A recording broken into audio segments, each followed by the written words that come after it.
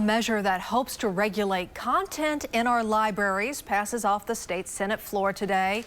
Some are saying the bill's unnecessary and could chill speech. Our Capitol reporter Augusta McDonald spoke to both sides of this controversial bill.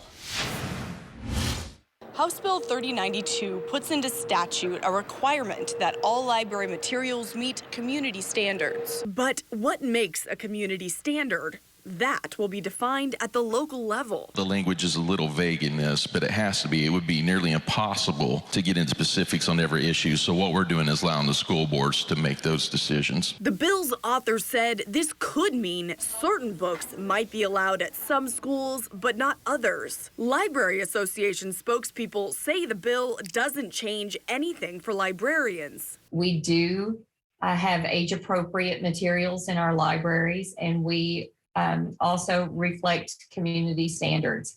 So I think this bill just reiterates what school librarians already do. This measure is one of several bills this session that seek to regulate content in schools that some consider problematic. You could ask why should this be necessary? Should the legislature be involved? But the truth is the legislature had a number of proposals regarding libraries. Many of them would have been damaging to our library system. So I think a coalition of people on both sides of the aisle stood up in support of our libraries by merely codifying the statutes as they exist. The ACLU of Oklahoma is concerned about House Bill 3092, saying it might cause librarians to pull controversial material. Educators and librarians can be hesitant to discuss anything that they deem as controversial.